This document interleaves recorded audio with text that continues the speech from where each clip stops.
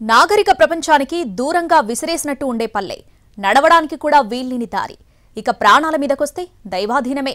అలాంటి పల్లె కన్నీటి గాథను బాహ్య ప్రపంచానికి ఎన్టీవీ కళ్లకు కట్టినట్టు చూపించింది. కన్నీటి స్థానంలో ఆనంద భాష్పాలు రాల్చేలా చేసింది. అల్లూరు జిల్లా మన్యం పచ్చని అడవితో ప్రకృతి రమణీయతకు నిలువెత్తు రూపం. అయితే ఇదంతా నాణ్యానికి ఒకవైపే. ఇప్పటికీ కనీస సదుపాయాలు లేని పల్లెలు ఎన్నో ఉన్నాయి. వానొచ్చినా వరదొచ్చినా కనీసం అడుగు తీసి అడుగేయలేని పరిస్థితి. వాహనాలు కాదు కదా, నడిచి వెళ్లాలన్నా నరకం చూపించే దారులు, డోలీ మోతలు, అత్యవసర స్థితిలో గాల్లో దీపాలు. ఇది వాస్తవ చిత్రం.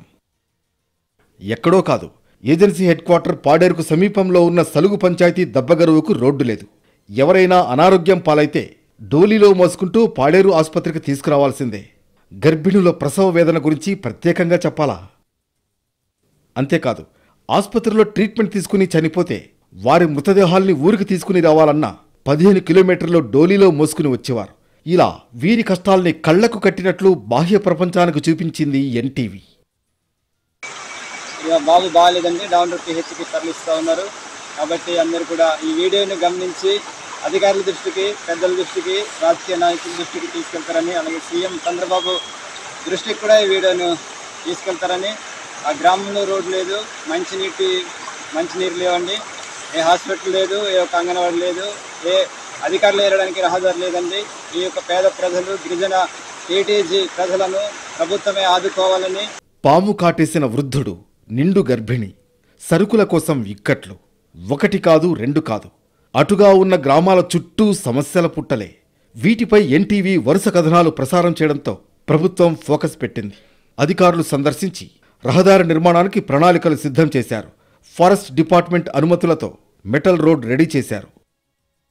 ఇన్నాళ్లు నడిచి వెళ్లలేని ఊరికి ఇప్పుడు అంబులెన్సులు కూడా వస్తున్నాయి.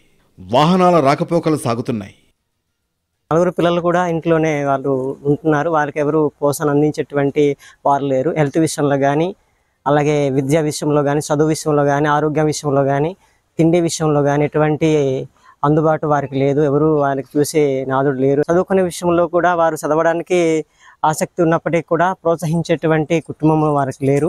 అనాథలుగానే వారు బతుకుతున్నారు. వీరికి మరి ప్రభుత్వం నుంచి కానీ, మరి దేని నుంచి కానీ మాకు సహాయం అందాలని మేము మనస్ఫూర్తిగా కోరుతున్నాం.